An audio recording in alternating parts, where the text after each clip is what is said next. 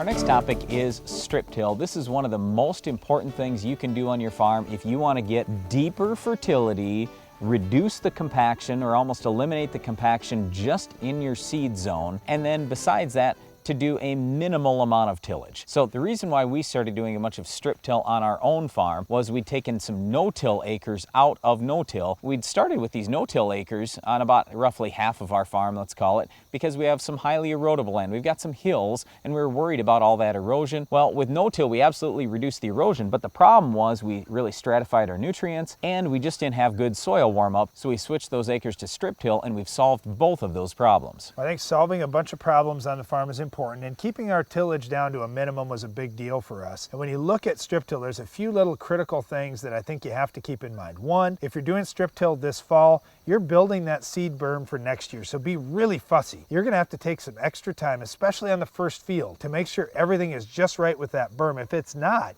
you need to fix it right now because you're gonna mess up everything on your whole farm for next year, and you're gonna have to come back and do some tillage or run the strip till rig again. You don't wanna do that. So take the time to get things set just right. Number two is that nutrient placement. That's going to be a big deal. However, there are many guys that are talking like us on our farm about, I don't want to put fall fertilizer out. It's too high priced right now for the economics. I want to wait with that. If that happens, you've got a whole nother discussion. Well, you do, but that's not the way I would go. I'd absolutely put at least some nutrients down with the strip till machine, because what I would challenge you to do is test your soil every 3 inches going down to 2 feet deep. I will almost guarantee you 90% of your soil fertility is in the top 3 inches. So what does that tell you on where you should best place your nutrients? How about below that 3 inches? In fact, we like to put our strip till fertilizer down at 8 to 10 inches deep. That's awesome. I love doing this with a shank because now I've got nutrients down deeper in the soil. I'm building my deeper soil profile. I'm also leading my roots down deeper. I've got plenty of fertilizer up in those top 3 to 6 inches. I want more fertilizer down. And then, like I said a little earlier, I've basically eliminated compaction all the way down to 10 inches deep. If I use RTK GPS, I place my rows this fall, I plant right over the top of that, I have roots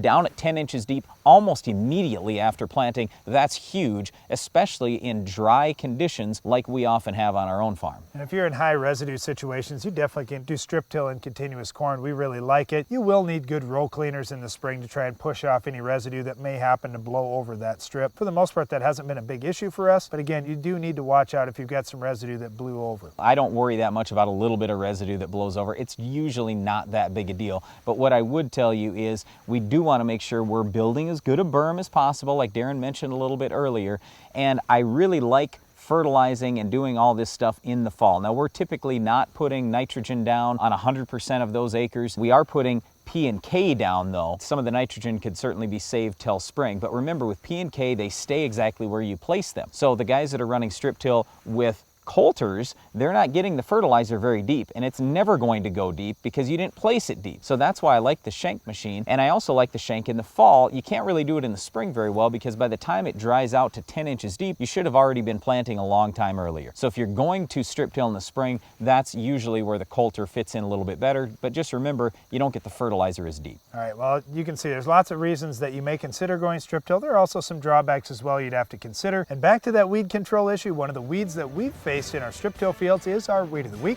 We'll show you how to stop it coming up next.